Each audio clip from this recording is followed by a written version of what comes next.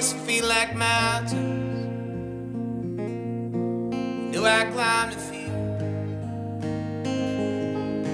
If I wake up in the valley, I would be happy if I woke up next to you. 'Cause the face can feel like sunshine, smile gives off heat. Each night when it comes down to lay me down to sleep. Though my mornings may be mountains, at least I'm climbing them with you.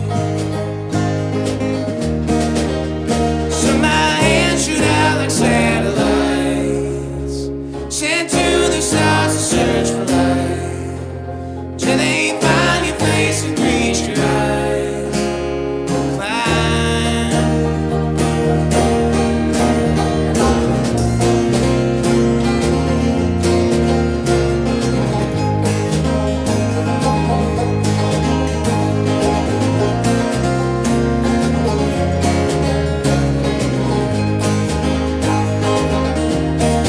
First step is the hard one, but the next one means the most. We are at the start of the hardest part of keeping someone close. So my hands shoot out like satellites, sent to the stars to search for light, till they find your face and reach your eyes. And climb, climb.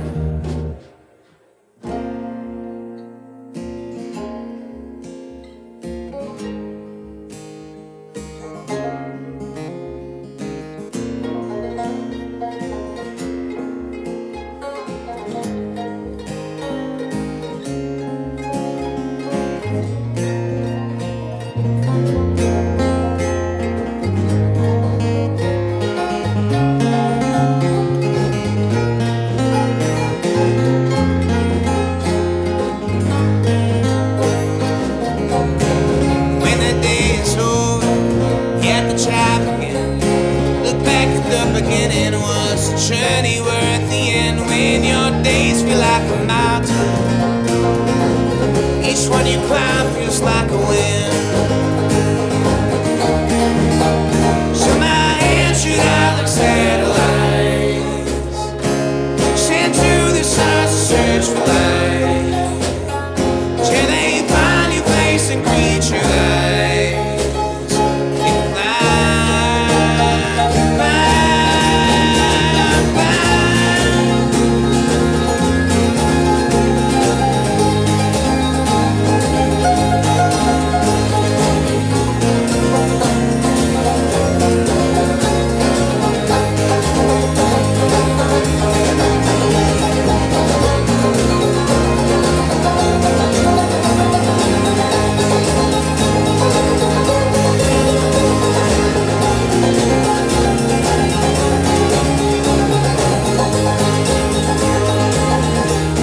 mornings feel like mountains. You knew I climbed the field.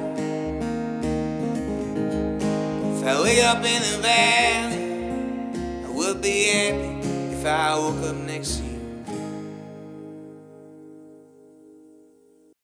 Welcome to the Sound Underground at Heid Music. We are honored to have the illustrious Them Coulee Boys, who are bringing some beautiful bluegrass sounds to the Appleton Beer Factory tonight. Hopefully you made it to their show, heard wonderful things about the turnout, and that it is a sold-out show. So thanks for being here, guys. Excited you're in Appleton. Happy to be here. Yeah, happy to be here. We love Appleton. Well, we love bluegrass in Appleton, and myself and some of our teammates are already familiar with you guys, and particularly some of your records that have been hyped up during like Mile of Music and things like that. So like, Namesake, of course, is one that's big in the area. And well, let's talk about some of the record making, because you guys have even like recently done the sort of revisitation thing of re-recording, re-performing some of your stuff. Can you talk about what led to that as sort of a celebration that was worth delivering to the fan base? Well, last year we celebrated 10 years as a band, which if you'd asked any of us, I don't know if when we started this band, if we would have lasted 10 years. I really don't know if that was ever on the table. So in celebrating that we thought it'd be really cool to revisit some old songs, because our first records, I mean, it used to just be just me, Beau, and Jens. And, over the years we've added Neil and Stas. So it was cool to like revisit them with a 5-piece, because we made these songs for a really long time. To just take some of the old songs but the first time we recorded, we had to not play too loud, otherwise dogs would start barking. We'd have to stop recording for 10 minutes. So it was really nice to record some of those songs where we're in like an actual studio and not having to worry about outside noise factors like that. So there's been lineup growth over the evolution of them. And with, I'm not going to just recite stuff off of the website bio. People should go visit your website and follow all the different social media presences. We'll have those all as links in the description for people to consume all the Coulee Boys they can. But just for clarity of our interview today, I feel like now I should rewind a little bit and let's do some introductions for the people so they know. Especially, so Soren, as you were saying, the three of us, let's start with Soren and then kind of wind around and who you are, what you do in the band. My name is Soren Staff. I play guitar and I sing, and I write the songs. I'm Beau Janke. I play banjo and I dance. I'm Jen Staff. I play mandolin and I drive. That is an important role. I'm Stas Hable, and I just know how to play drums. I'm Neil Krause. I play bass. Well, so with that change in lineup, and especially with the 10 Years Tall. So aside from even just the revisiting old songs and giving them a chance to kind of have some new life with the 5-person lineup, in the lineup change as it kind of organically happened, what sort of chicken or the egg, what kind of came first as far as the songwriting changes? Was it, I want to expand more, we want to have more sounds, let's bring in some people, or was it, let's bring in some people, oh, boy, we got people, we got extra rhythm section, we got extra beats. Let's write for it. It really was, in my head, Beau bringing an electric banjo to the sessions when we recorded our album Dancing in the Dim Light way back in 2015. Like, you hadn't had that for a long time. And when you started bringing those to our practice sessions, that was like, oh, okay, instead of just us being a string band, we could do something else. And, obviously, like, adding these guys to it, but can you talk a little bit about, like, why you even got the electric one? Or I don't know. Yeah, but I don't remember why I got it. But it was like 17 years ago. I got an electric banjo for Christmas. And then I think it's because none of my heroes were banjo players. All my heroes were electric guitar players. Like Jimmy Page is probably my biggest hero, and then for electric guitar. And I've always liked him. So I wanted to be like him, but I wanted to play banjo still, because I thought banjos were cool. We stopped being afraid of we pigeonholed ourselves, basically, because we were afraid to change. We were afraid of how the audience might think about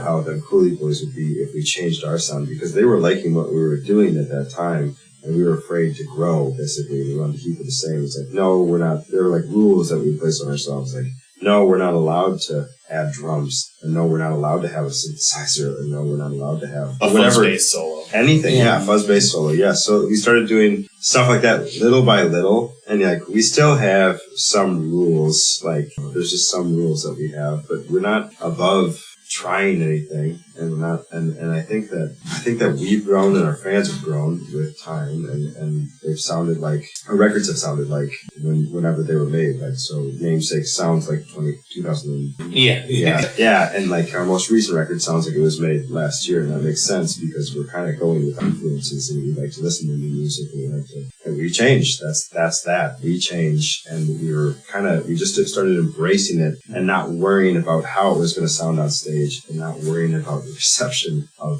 the audience. It's not that we don't care about them. It's more like, if we're into it, and we've been into it for the past 10 years, and that's been working, we can trust that our audience is going to be into it too, or they're going to follow us into this new business. People can sniff out if you care about something, and I think that's something that's always been at the core of what we do, is like, we want to be sincere about it. We want to be, all in with this stuff. So if we're all in with this different sound or pushing it in this direction, I think that resonates with fans, even if it's not something we're aiming for. Like, people smell that and they go, okay, yeah. Like, I'll support the band that believes in what they do. And I think our belief in ourselves is like a big part of why we've been so successful. And it's taken a lot of courage to say, like, no, we can do that 4-part song, and we can make it happen in one take, and we can practice our butts off and make it work. But again, it's courage. It's a leap of faith sometimes, because it's like, that seems like something only professionals do. And it's like, well, why can't we do that? So we did. That's kind of how the whole band started. Is like, we watched them and then we said, why can't we do that? Whopping us. Nothing right now. So we did. Somewhere along the way, we became professionals. Yeah. Something. Sort of. Well, boy, everything you just said gave me a lot of potential springboards to just totally ADD out from and diverge. The one I want to go all the way back to that you both kind of, Beau and Soren, you both kind of touched on, that's kind of right now in a bit of the more broader pop culture zeitgeist, is a lot of the Rick Rubin interviews and books coming out right now where he's talking about this idea that you both kind of just said, where you have to be first and foremost making something for yourself that you would consume, that you would listen to, that you would enjoy, because anything less than that is by definition inauthentic, and as you said, will be sussed out by listeners as whether they can put their finger on it or not. They can sense the non-committal nature of it. And so now with that, kind of marrying it into this, well, I mean, when I introduced you, I said bluegrass, and there is this, for better or for worse, as you said, there are some rules, conventions, a culture within certain genres and subgenres of music, for better or for worse, that come with, at best, like senses of community and belonging and camaraderie, at worst become like gatekeeping. Has, by and large, your experience of kind of growing and pushing your own boundaries of both like skill and creativity with what is bluegrass, how has that been overall as far as listener support and being embraced by crowds? I think within the first couple songs, if we're a new fan, at least, I think within the first couple songs, you're going to realize that, like, if you came to see a bluegrass band, in the traditional sense, that's not the show you're going to get. And I think most people will just I'll be like, okay, understand that, and then embrace it, and then just switch over. Like, that's how I see it happening. It's just people like, oh, I thought this was bluegrass. Actually, I like it. I'll stick around and watch the whole thing, kind of thing. And then we'll keep coming back, and they'll get hooked. That's our thing, is we try to be more accessible than just bluegrass, or we just try to be accessible to musicians. Our songs should be accessible to everyone in the crowd that night. And it might be, this song might be more for you, and this song might be more for that person. We try to do that as much as we can, because we're all very different. Yeah, I mean, in a sense, being someone who writes the songs, looking at all of these guys, I know they all have different influences and different places that they pull from. So I like to write songs that show off, this kind of thing or that kind of thing. And I think something that we do excel at when you come to a show of ours is it's not all one thing. If that song tickled this itch, cool, maybe we'll play another one like that. But if that song wasn't your thing, don't worry, we're going to do a whole bunch of different things this whole set. And I think, there's a welcoming part of that. And then just to circle back a little bit to about this traditional bluegrass and the tension there, one thing that I will say is that, before we, really jumped into that scene, we heard all about that tension and the pushback. And then we've just been embraced by that scene for the last 10 years. Yeah. Say what you will about it. I think the bluegrass community, is very welcoming and just celebrates music and is rabid for music in a way that I think other genres just don't have. You've been in more traditional bluegrass bands for longer than this. Yeah, there are definitely some circles of bluegrass that do want to keep it traditional, and we do not get invited to those spaces very much, if at all. But overall, it's become much more of an umbrella, especially here in the Midwest, where it's more of a folk Americana scene as a whole, and bluegrass is just a piece of that. So if that's what people are looking for, they'll find a little bit of it with us, but if they're looking for any of those other aspects, they're going to find that. But I think that bluegrass fans are super loyal to. So whatever you did 10 years ago, you got people for the long. So now we're just tricked them. Yeah. Hey, it's a rock band now, guys. Sorry. Yeah. But that's such a beautiful thing to be able to do, though, for both yourselves and for people who are coming and going out to see live music and want to, and came ready, like came expecting something, but also ready for a ride, and are looking to maybe explore themselves, explore what they're capable of ingesting and growing from too. So a couple times it has come up as far as the songwriting process, basically song. So can we dissect that more? What does that look like? What do you walk in the room with finished as far as like, I've got all the lyrics, I've got the form, I've got the key, I've got everything, I've got basically everybody's parts, like what do you bring into the room and how does it distill out and become Them Coulee Boys? Right. Most of the time I'll have like, the words, the melody. I like to call it like a skeleton of a song. I got the stuff that I need. If somebody said, go play the song on a stage, I could do it. But, the beauty of being in a band, like, I'll say this, when you're operating as this solo artist, like, you don't have to compromise anything.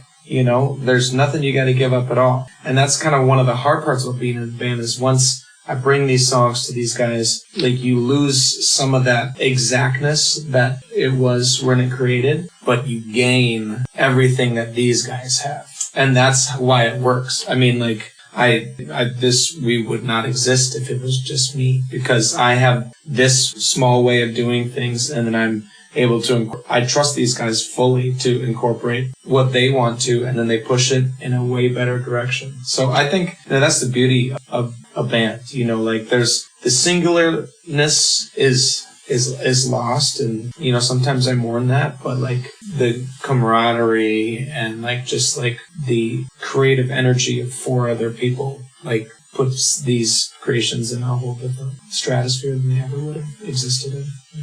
There's a line that we say a lot in our writing sessions and practices of, hey man, if it was my song, I would not do that, but the 4 of you like it, so move on. This kind of thing is like the honesty and the trust between each other. We're like, hey, I fully disagree, but the 4 of you are good with it, and then we're going to move on and we'll take it as it is and enjoy that song as it is, because I'm not going to convince 4 people to go my way. Kind of. When it comes down to it, like, we all just want to make the best song. Yeah. And I think that's something we remember whenever it's a little awkward. I'm resisting, I have to say it now, but I've been resisting like bringing up just things I'm hearing you guys say that feels very analogous to a particular band I'm in right now, that similar to being bluegrass, folk, Americana adjacent. The band I'm thinking of that I'm in is Irish and punk adjacent, but similar to how you described, we push that boundary a lot. We kind of ask a lot of our listeners, because we'll do a jig, but we'll also do something that sounds like it belongs on like a Maiden record. And singer will turn to us and be like, when did we turn prog? Well, hey, it's okay. There's a mandolin solo. It's still Irish. But I can definitely hear like it's neat that it's such a similar experience to even like the songwriting you're talking about, where it is that thing of there is a degree of committee that has to come into of this band makes songs that even for our willingness to be expansive, there is still a checklist of things that make it a Them Coulee Boys song. And I'm sure there's times where it's even been like, this is a cool song, this is not a Them Coulee Boys song. So along with the in the band collaborative process, when you guys did Namesake and had a bit more of an infamous producer to work with. Infamous for what reason? I just like saying infamous because it makes people go, ooh. Brian Joseph is an if you know, you know. Mm-hmm. Without being too Rolling Stone about it, what was it like? But very seriously, like what is that process like compared to self-producing most of the time? Well, we've had other producers. We've only had, I guess, one other producer, Dave Simonette from Trampled by Turtles. And that was the record after, right? Before, so it was called Happy. And we made that at Pachyderm Studios, and that was really, that was kind of a moment of where, that was when I felt like a professional musician. I was, for whatever reason, a professional musician in that time. But yeah, Brian was a different thing altogether, because he felt like a 6th member of the band, and he felt like he was helping us make decisions and calling shots and saying, he was brave enough to say like, hey guys, that sounds dumb. Let's not play that part. Let's change that a little bit. And he was calling some shots, and it was he still made it democratic, but also just challenged us so much more in that record than we had been in other records by any sort of other party. So it was really helpful to have just another party say this instead. And like, he's extremely talented. He's a giving human being. He's one of my best friends. He's like one of probably all of our closest friends. And like, he's very inspirational. Just like he's love. That's what he is. And sometimes you have to harness him in a way. He's hard to get a hold of, and he's hard to convince of certain things. But it is what it is, and you just gotta take him as he is. And he's amazing, and he's a Grammy award-winning producer, but he's also like a really cool dad. So he's just all sorts of things. Working with Brian is amazing. That's my experience. I can't speak for everybody, but like that was my experience as a band, working the first time with somebody who felt like another member who challenged us in a very way. He also had a very different flow to his work process. Like if he said, okay, show up tomorrow at 9, we would all get there at, 10 to 9 or 9 o'clock.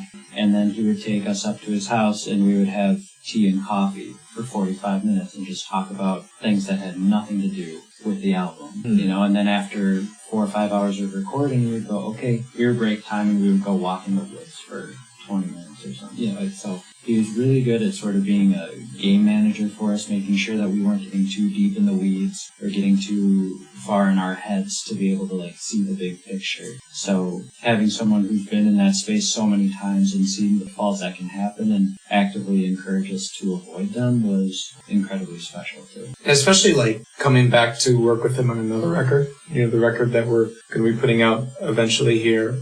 We having working with him the first time, we had all this experience, having somebody who would push us in a direction that we wouldn't think. Remember having someone who operated differently than us. The first time around, there was also a little bit of this oh my God, we're working with this guy kind of thing. And part of us, part of me knowing that we were going to be working with him, I wrote songs that maybe I thought fit what he was doing better. Or, in the studio, we were less prone to, fight for our kind of, put our stamp on something because we wanted to defer to this guy who knew what he was doing. So the second time around is kind of fun to see how that dynamic changed a little bit because you still had all the same ways that he operates, but then you had us more comfortable, we were friends now. He was a stranger before, and it was a cool thing to work a second time with him and just see, and we just had more agency in that space to put our little stamp on it. And then he still had his agency to do the same thing, and I think it really, I'm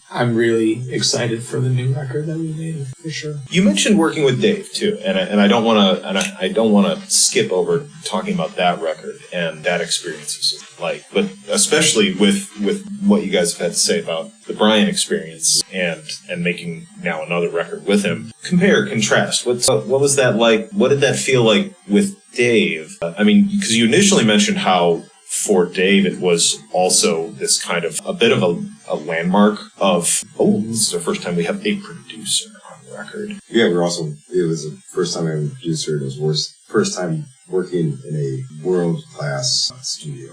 The difference is you're working in a West studio, so you're working with what they have. There's not a lot of exploring. They're this drum kit works, and this amp works, and it has.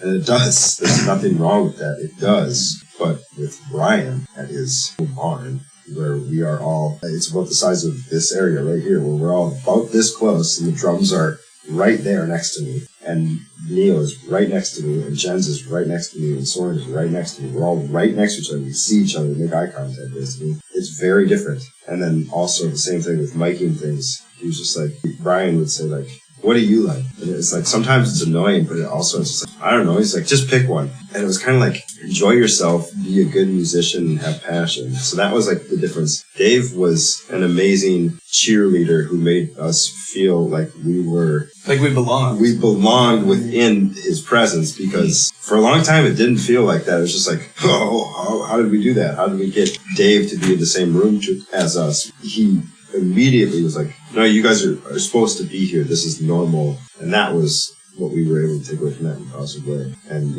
and there was also a great sounding record from a great sounding room and a really cool, everything about that studio is absolutely amazing. And that was another one where if we were to go there again, like Soren said, we would have some agency having done this a few more times to say like, don't mic it like that, and we're using our drums. Like we'd have a little more agency. And like I said, we made friends there, so like, and I wouldn't be afraid to hurt feelings anymore because again, we know what we're doing at this point. Back then, I would not say we really didn't know what all the machines were. So again, now I think we've done our research and we know what we're up to.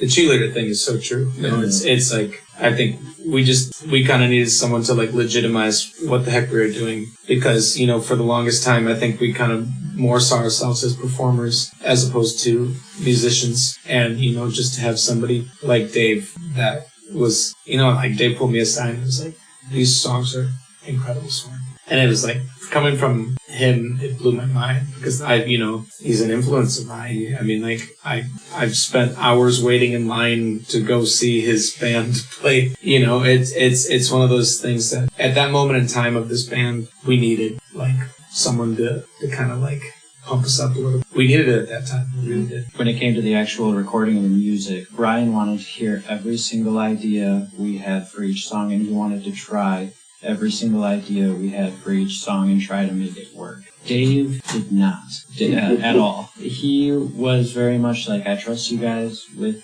this music. You wrote it. You know how you want it to sound. I like what you guys are putting down. Just do it. And he would speak up if there was something that he thought could be enhanced. Or if he saw it get stuck in a rut, he would offer his input. But in that aspect, they were very, very different producers, but both were incredibly valuable. That's definitely a very, very interesting like contrast of experience. Is to have a producer where the relationship is songs are finished. I'm here to maximize the quality of delivery versus we have songs.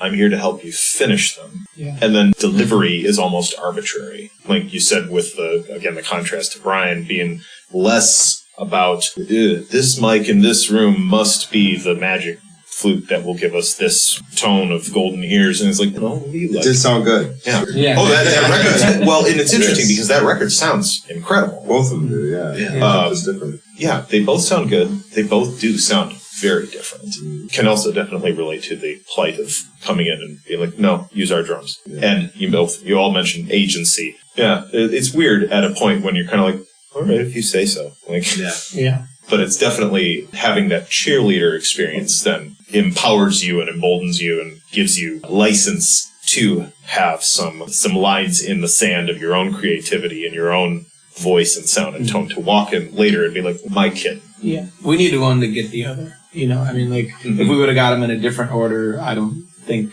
it would have been good for us. They happened at the right times, for sure. Dave gave us the confidence to, like, be proud of our music, and Brian gave us the encouragement to push ourselves to places we didn't think we could go. All right. I feel the need to digress briefly from the deep artistic discussion for a moment. And going back to some off-camera stuff we were talking about before we started. Best food on tour. I still can't forget last year, Austin barbecue. Texas barbecue. That's exactly where I went, yeah. Like, I go to other barbecue places, and it's good, but I still think about the place. Well, I don't remember I don't remember the place. Somewhere in Austin. But it was close by to where we played. We walked there, and I was like, I still remember that food. The free brats at Spats during one of these. Yeah, if we could have like these big old Bud Lights. Free. But like for best food, probably we played on Cape Cod before. We got a restaurant up there. Somebody paid for our dinner and got like a really, really great seafood platter there. Speaking of seafood, like all of these things, it's like being on the road as much as we do, we try to connect with like people, you know, family or friends or whatever, and everybody loves to just give us the best food, you know, and like one of my favorite meals that we had was like, I have an uncle who they have a cabin out on like the Puget Sound or whatever out in Washington. And we just like dug up clams off their beach and he like grilled oysters and stuff. As you can tell, meals are important to this band. What did you remember? Pak. Oh, yeah. Pak. It's gone now. Yeah, I mean, it's just like a Thai restaurant in Portland, Oregon, that I'm not sure, like it was some specific kind of Thai food like that you don't just find anywhere. But like we were pretty oblivious to what it was, and like it closed during COVID, and every year like I hear famous chefs like talk about how much they miss it. So it's Wow. like we were really fortunate to. Yeah. The restaurant manager moved to where we live, and now we have a restaurant. It's not Thai food at all. It's like, it's charcuterie, and like, but it's still, that was one of my favorite meals we ever had. It's I like mean, Thai style. Okay, I know you guys are playing at ABF tonight, Yeah. and obvious, wonderful food there. Yeah. But since you brought up Thai food, in your previous visits to Appleton for Mile of Music, did you ever partake of a place called Basil Cafe? No. If you have time today, Okay. you should eat at Basil Cafe. Pretty big Thai heads, so yeah. Here's the thing with us though, like we're very partial to especially in Appleton, the 2 a.m. slice of pizza. So I forget the name. Sales. Neil, did you have an answer? The cookie dough ice cream place. I do genuinely love that. Yeah, the wings of the Beer Factory are fantastic. I get those every time we play them. Yeah, there definitely is a Venn diagram of sharing music and sharing food. Bucky's on the road right now for whatever reason. Musicians love these. Oh yeah. Yeah. It's a break from the monotony of gas stations. You can lose your bandmates if you need to get away from them. Yeah. It's like, oh, I'm going to go over here by the weird driftwood American flag. And then you find your bandmates. Buy a branded throw blanket. Yeah. So your bandmates taking a picture with the mascot. You're like, hey, let me get in there. I miss you. Yeah. I wonder then if that's going to become this thing, like generations from now, will that be a weird, like, if you know, of finding branded Bucky's merch in people's homes, and you're like, oh, you're either a truck driver or you played in a band. Yeah. No truck drivers. No truck drivers. No truck drivers allowed. Semis can't drive in there. They have like So a it's not- thing over the entrance where it's like it's too low for a truck driver to get through. Or RVs to get through, yeah. weird. Not allowed. Just seems pretty weird and discriminatory, but also I am in there anyway. When you guys do longer stints, so kind of a logistics thing and also the financing of it thing, like how do you guys, and we don't have to spend a lot of time on this, it's just something interesting, I think definitely, especially because I know one of the kind of groups of listeners I hope we have for this is younger people or of any age kind of going like, yeah, I could do this. Yeah, these guys can do it. I can do this. Yeah, like right. that word, capital T, touring, is this thing that many a teenager has said out loud in front of their family, much to the eye rolling and like, no, you can't do that. It's got to be a whole thing. So how do you guys do it? There's a balance, but you got to find a balance with the people that you are with on your level of comfort, especially like sleep, just in terms of like sleeping overnight when you're on a tour. Is I know there's bands out there that still about the same level as us, but they still have every night mapped out with somebody's house, sleeping on floors with their whatever camping stuff they bring, which is one way to do it. And like, I think in a perfect world, we would get 2 hotel rooms or 3 hotel rooms a night and spread out. But we're not quite there, but it's just finding what is the lowest level of comfort that you can be healthy on the road. I think it's the best way to put it. And like, You immediately went to like, it's really rough and uncomfortable. well, no, I'm just like saying you can do shoestring on and sleep on floors as much as you want, but we did that for a little bit, and we learned over time that that's not for us anymore. Well, and I think you nailed the bigger part there is that it has to be what is the agreed upon. Yes. Because there's always somebody who's like, well, whatever, I'll sleep in the trunk. Like, Yeah. everybody's got, every band has that person who's like, whatever, is there some degree of comfort, cover from being wet? Yeah. Great, I'm happy. Well, but then there's somebody else who's like, I need silence, I need a white noise machine, I need a shower in the morning. Like, yeah, and you have to find The happy medium. yeah.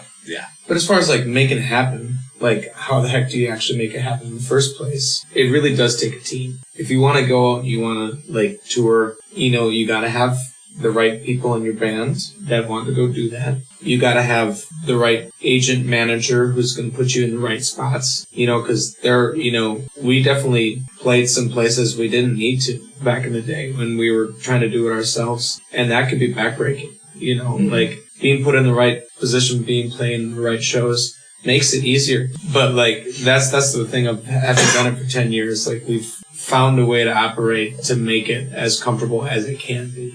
Like we have, these kind of amenities. We all sit in the same spots in the van every time. It's like there's little idiosyncrasies It's all that stuff that, like, really the only way I think you make it work is, like, communicate with your bandmates, and it's got to be a one for all kind of thing. But if you're talking about setting up shows like that, anybody can do that. And you were talking about your younger listeners. Anybody can get onto a computer. Right. There's so many places that and then you go to a big city, or as we call them, markets. So you look up Appleton, then you look up Appleton music venues, and you just start emailing them. And if they don't answer, they don't answer. But if they do, try to play there. Ask them what open dates they have. And then it's like, look at, 100 miles away. What's 100 miles away? Ask that place. Hey, and then just start setting up a tour that's not super stressful, and you're not going to get paid. That's not what any of us are. We're not like, if you're a musician for the money, you're in the wrong line of work. Don't do that. Yes, it can make you a living, but if you're doing it to live, don't do that. That's not what this is for. So, yeah. The other thing to remember is capital T touring doesn't mean, just because you're touring doesn't mean you have to drive out and do 12 dates in California and then go over to the East Coast and do 12 dates on the East Coast. Like, you can tour in the Midwest, you can just slowly branch out instead of just like shooting all over. Yeah, spiral. Spiral out. That's the way that we go out there. But we have built a crowd like this, where we started in this one spot, and then we radiused and radiused and radiused. And now we have we have pretty great followings, and that make us feel special in this much bigger radius around that one spot. And it's really incredible. And we just keep growing and growing and growing, and enough people hear about it. And you have to remind yourself constantly how grateful you are, because sometimes it can be a slog. If you tell yourself, yeah, I do have like the coolest job in the world, it is, then maybe you can do it for one more day. Like today, it doesn't have to be your last day. One more day. No, and I think, we're lucky that, or at least I was lucky to join the band when you guys were like actually making some money doing like touring. But even if you're not really making a ton of money, like, I always look at it as just like, if I can make it work financially, it's just a great way to travel. And like, I know we always make priority to like stop at a national park if we're on the way, or like sometimes splurge on good food, because like those things are important too. Like, you don't want to miss those things, especially as far as like, I think like the most important thing to performing music well is like headspace and being in like just being happy, which I think that also goes back to like when we were talking about like Brian. Like, I think Brian Joseph was like phenomenal for like putting us all in a good headspace. That's why Neil was talking about he'd bring us out in the woods or whatever.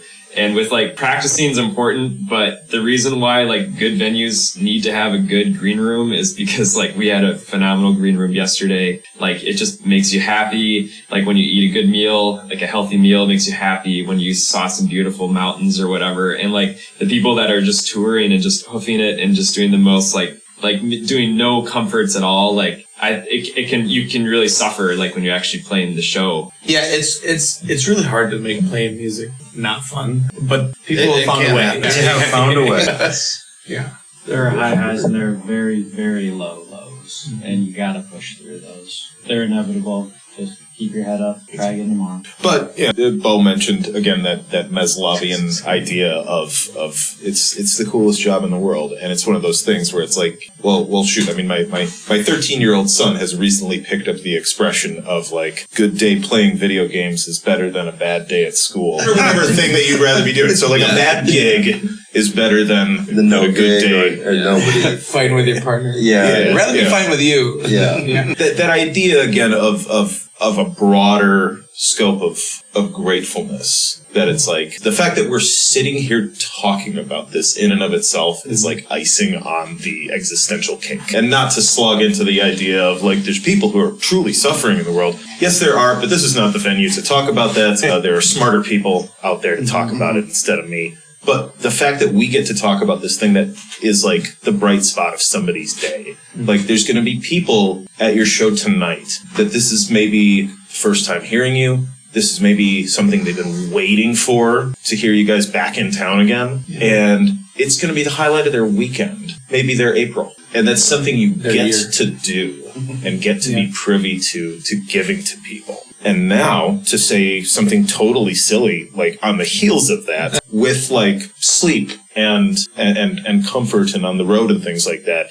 Sleep is important, but you also have things you have to be at on time. What's your favorite ringtone to wake yourself up, like an alarm? Like, how do you wake up? Oh, I almost always wake up before we need to go somewhere. I'm just early enough riser now where I barely need an alarm. So I can't really answer that question. I can relate to that. I have one. You have one for sure. Yeah. You wake up early. Yeah. Yeah. You used to have the most annoying one. Because I had to wake up. He used to set like 10 of them like 5 minutes after each other for an hour long. I got a new app though that makes me like do math problems in order to basically you press snooze and then you got 3 minutes to solve all these math problems. And once I've used my brain, it's like, I'm not going back to sleep now if I've done that. So I get up. And I don't know what my ringtone is, but it's like, It's kind of awful. I think it's like evil. just the digital one. There's just like, deet, deet, deet, deet, deet, deet. That's mine now. I just prefer it. And it's not intrusive because I've tried. When I was a kid, I woke up to the song Revolver by Velvet. No, not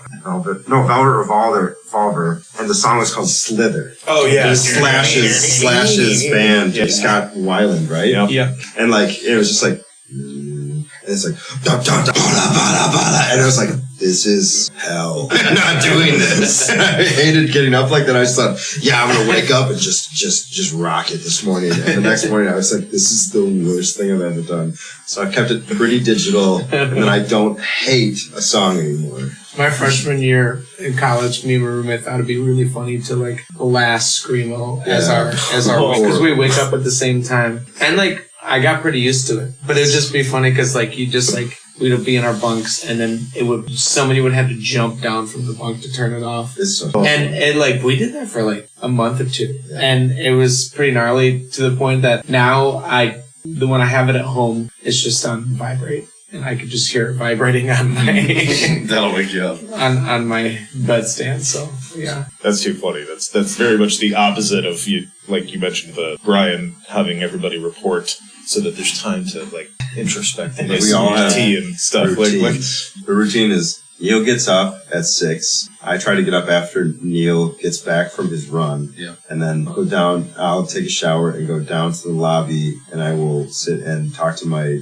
wife and kid before she goes to school and drops them off at daycare. And then I just kind of sit because I'm awake, drink coffee and work on, I have a little piano. And I work on that and then read books until the other people come down and have breakfast with us. And it's usually when we all have breakfast at some point together. And then we take off at checkout time because we don't have to be to the next venue, which is 2 hours away until 3 o'clock. So we have to kill an hour. That's not enough time to do something cool, but it's just like, yeah. So, but we all have our routines that make our mental health be in check, basically. So, not great, but in check. 2 other kind of every episode questions that we ask.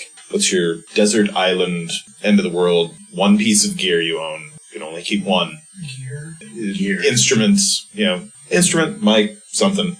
Well, it'd have to be the one I had a custom built mandolin made for me from wood from my mom and dad's land that they own. So I think that's definitely it. You can see it if you come to the show or in pictures and stuff like that. But yeah, I love that thing. If I had one piece of gear that I would bring that we use every day, I think that's the one that I would make sure I bring. Yeah, it's gotta be I have a Ludwig Black Beauty snare drum, and the amount of times, like, people never, after a show, compliment on my playing. They always compliment me on my snare drum, which I always want to tell them, like, well, maybe it's the way I hit it. That drum is just incredible. What they're secretly saying is, I wish I had your snare drum. Yeah. I'll give one more time. Thank you. I'm sorry. I have little to no gear, so it'd probably be my guitar because that'd be the most expensive thing. So yeah, I need that. Yeah.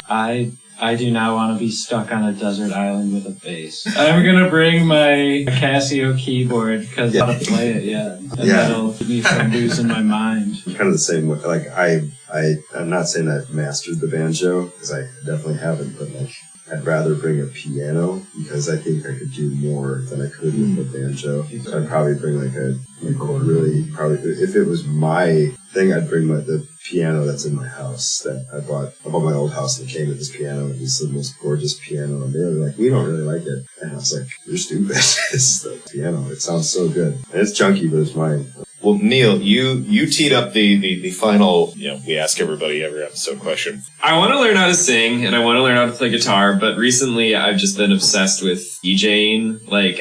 Partly because it is so like esoteric to me, and I'm always just kind of like, I don't understand what they're doing. And that's kind of why it's just like, I think I understand how a guitar works and how all these other things work, but I don't understand how like electronic music production works. And so that's why it's just captured my interest. I think it would have to be pedal steel.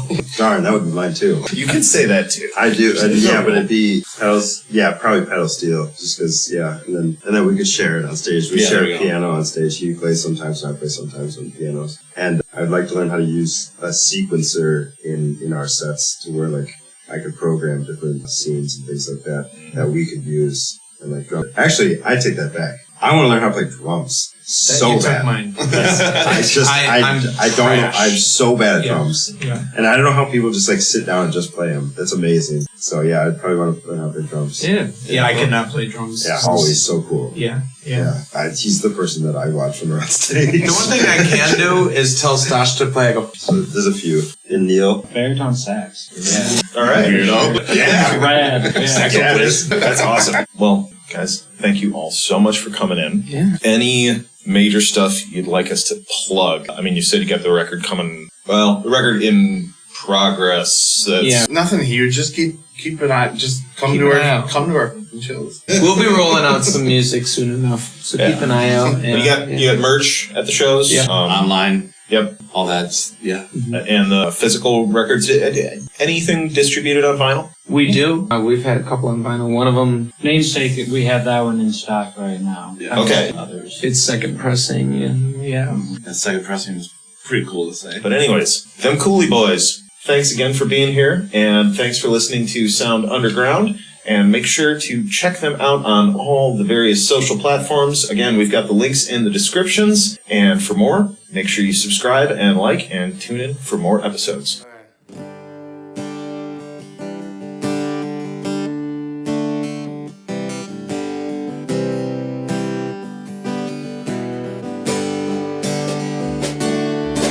Change is how we all know this. Ain't no fun in the chrysalis. Come out new and scared of shit. What will you become? Caterpillars just don't fly no more than the other guy. The only way to fly is to try and start running when it comes. Change is a funny thing. Pain can make us sing. Faith can give you wings.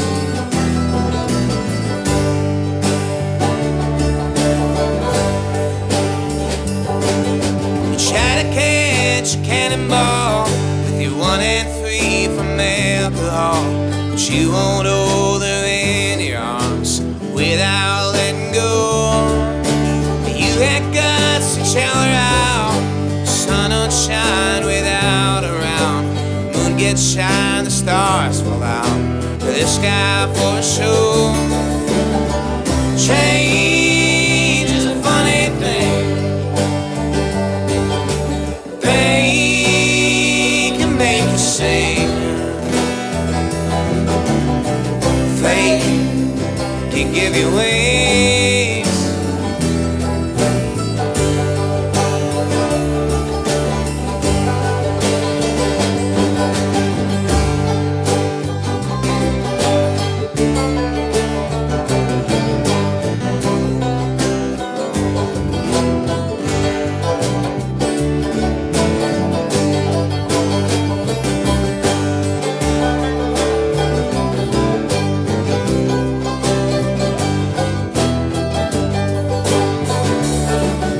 Sometimes you still talk to God, wonder if you're loud enough.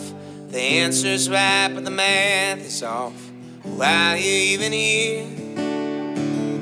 Millions of mistakes were made just to have you here today. So maybe give yourself a break. We're happy that you're here. Change is a funny thing.